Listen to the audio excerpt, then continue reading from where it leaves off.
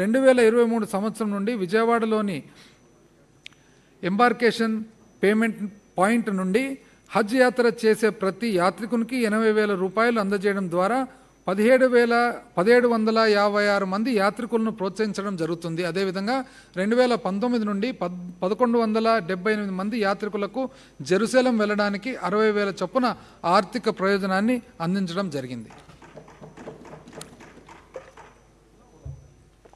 అధ్యక్ష, with your permission అధ్యక్ష, ఈరోజు సంక్షేమము, అవుట్కమ్ ఆఫ్ సంక్షేమం అనేది కొన్ని ఉదాహరణలు కూడా ఈ సభ ద్వారా మనము రాష్ట్రానికంతా. అధ్యక్ష, ఇంతకుముందు పాలవెల్లువ అధ్యక్ష, పాలవెల్లువలో అమూల్ ద్వారా పాలవెల్లువ కార్యక్రమం తీసుకురావడం జరిగింది అధ్యక్ష. రాష్ట్రానికంతా తెలిసిండేదే. పాల ధరలు 10 రూపాయల నుండి 20 రూపాయలకు యాక్చువల్గా పెరిగాయి అధ్యక్ష. ఇంతకుముందు నేను 5 రూపాయల నుంచి 20 రూపాయలు అని అన్నాను అధ్యక్ష. ఇంచుమించు 10 రూపాయల నుంచి 20 రూపాయల వరకు పెరిగాయి అధ్యక్ష. ఐ స్టాండ్ కరెక్టెడ్ అధ్యక్ష.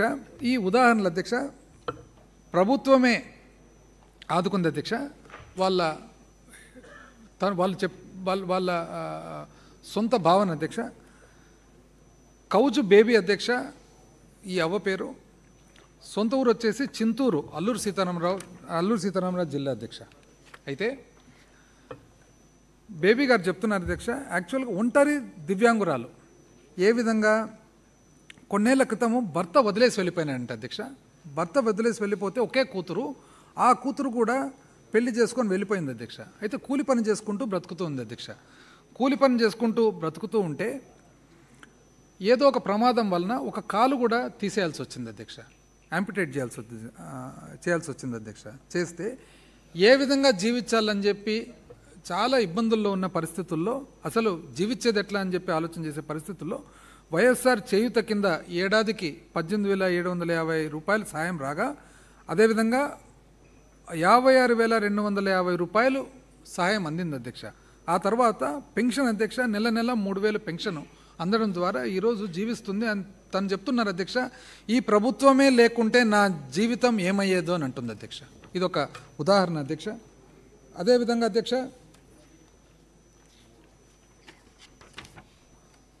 రోబంకి చిరంజీవులు, విశాఖపట్నం అధ్యక్ష. రోబంకి చిరంజీవులు తను ఏమంటున్నారంటే అధ్యక్ష, కొడుకులా ఆదుకున్నారు. వీళ్ళు పిల్లలు లేరు అధ్యక్ష, వీళ్ళకు పిల్లలు లేరు, భార్యాభర్తలే. అయితే శ్రీకాకుళం నుంచి ఇంకా 2 పిల్లలు లేరు కాబట్టి ఇక్కడ విశాఖపట్నం రావడం జరిగింది. వాళ్ళ సమీప బంధువు దగ్గర వాళ్ళు ఉంటున్నారు అధ్యక్ష. వాళ్ళకు కూడా ఇదే పరిస్థితి అధ్యక్ష. పిల్లలు లేరు, ఏం చేయాలి, ఎట్లా బ్రతకాలి అనేటప్పుడు వాళ్లకు 3,000 రూపాయలు పెన్షన్ వస్తూ, ఒకరోజు కనుచూపు తగ్గితే గత నెల అంటే అంతకుముందు నెల 21వ తేదీ వాళ్ళు జగనన్న కంటి వెలుగు శిబిరము వాళ్ళు నిర్వహించేటప్పుడు పోతే 2 రోజుల తర్వాత 23వ తేదీనే వాళ్ళకి ఇద్దరికి కూడా ఆపరేషన్ చేయడం జరిగింది అధ్యక్ష. ఆ తర్వాత భార్యకు అధ్యక్ష చేయూత కింద 18,750 సంవత్సరానికి రావడం జరిగింది. ఆ తర్వాత భార్యకు ఒకసారి చాలా భరించరాని పొట్టలో నొప్పి వస్తే ఆరోగ్యశ్రీ కింద ఆపరేషన్ చేశారంట అధ్యక్ష. ఈ విధంగా ఈరోజు వాళ్ళు ఏమంటున్నారంటే, పిల్లలు లేని మమ్మల్ని సీఎం జగనే కొడుకులా ఆదుకుంటున్నారు. ఇంకా దుర్భరమైన పరిస్థితి అధ్యక్ష. తన పేరు బత్తిన అప్పమ్మ అధ్యక్ష. వాదాడ గ్రామము, బాడంగి మండలము, విజయనగరం జిల్లా అధ్యక్ష. పాపం విజయనగరం జిల్లా అధ్యక్ష, బాడంగి మండలము, వాదాడ గ్రామము, దళితుల అధ్యక్ష. అయితే చిన్న వయసులోనే భర్త చనిపోయినాడు అధ్యక్ష. భర్త చనిపోయిన తర్వాత 2 ఆడపిల్లలు అధ్యక్ష. 2 ఆడపిల్లలకు పెళ్లి చేసిన తర్వాత వాళ్ళ ఇంటికి వాళ్ళు వెళ్ళిపోయారంట అధ్యక్ష. ఆ తర్వాత ఏ విధంగా బ్రతకాలని చెప్పి తను కూడా బాధపడే పరిస్థితి ఉన్నప్పుడు, తప్పని పరిస్థితుల్లో అధ్యక్ష, ఎందుకంటే పిల్లలు పోయిన తర్వాత ఎంత చాలా ఇబ్బందికరమైన పరిస్థితి అంటే యాచన మొదలు పెట్టాల్సి వచ్చిందంట అధ్యక్ష. యాచన మొదలుపెట్టి మరి అక్కడున్న దగ్గరున్న గుళ్ళు గోపురాల దగ్గర అధ్యక్ష యాచన చేస్తే, ఎందుకంటే యాచన చేసేటప్పుడు మరి ఆడపిల్లలకు ఒకవేళ తెలిస్తే, వాళ్ళ కుటుంబాల్లో తెలిస్తే వారికి ఇబ్బంది, వాళ్ళ కుటుంబాల్లో ఇబ్బంది. కానీ బ్రతికేదానికి వేరే మార్గం లేదు. గుళ్ళు గోపురాల దగ్గర అడుక్కుతింటూ ఉంటే ఆ తర్వాత అధ్యక్ష వాళ్ళ ముంగిట. ఆ తర్వాత జగన్ బాబు వచ్చాక పెన్షన్ పెంచారు, ఇప్పుడు 3,000 రూపాయలు వస్తుంది. ఆ తర్వాత కూతుర్లకు వైఎస్ఆర్ ఆసరా చేయూత వలన కూతుర్లు వాళ్ళ జీవనం వాళ్ళు సాగించుకుంటున్నారు. అమ్మఒడి వలన తను ఎంత బాగా చెప్తున్నారు చూడండి అధ్యక్ష, అమ్మఒడి వలన మనవరాళ్ళు ఇంగ్లీష్ చదువుతున్నారు అని. చివరికి ఏమంటున్నానంటే, జగన్ బాబు ఇచ్చిన పెన్షన్తో యాచన మానుకొని గర్వంగా బతుకుతున్నాను. ఇవన్నీ అధ్యక్ష ఎందుకంటే ప్రజలందరికీ కూడా మన ప్రభుత్వ పరిపాలన విధానం అనేది కామన్ మ్యాన్కు ఏ విధంగా, సామాన్య మానవునికి ఏ విధంగా యాక్చువల్గా అది దాని ఎఫెక్ట్ ఉంది అనేది తెలియజేసేదానికి అధ్యక్ష.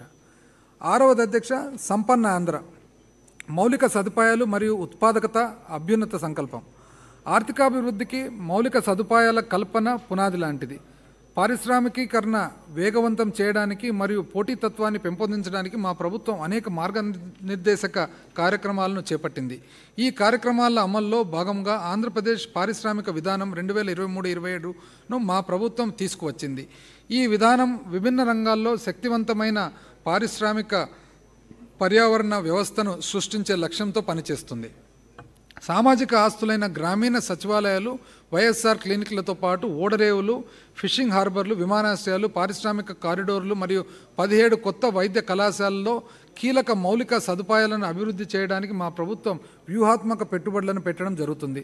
తద్వారా రాష్ట్ర ప్రజల యొక్క జీవన ప్రమాణాలు మెరుగయ్యాయి. ఆరోగ్యం, విద్య మరియు గృహరంగము వంటి సామాజిక మౌలిక సదుపాయాలను నైపుణ్యం కలిగిన మానవ శక్తిని డిజిటల్ పరిజ్ఞానంతో మేళవించటం వలన గరిష్ట స్థాయిలో పెట్టుబడులు మరియు ఉద్యోగ కల్పనకు సాధించవచ్చు. ఇది మన రాష్ట్రాన్ని ఆర్థికంగా బలోపేతం చేస్తూ స్థిరమైన పారిశ్రామిక అభివృద్ధి వైపు నడిపిస్తుంది. ఓడరేవులు మరియు విమానాశ్రయాలు అధ్యక్ష, సింగపూర్ జాతిపితగా ప్రసిద్ధిగాంచిన లీ క్వాన్ యూ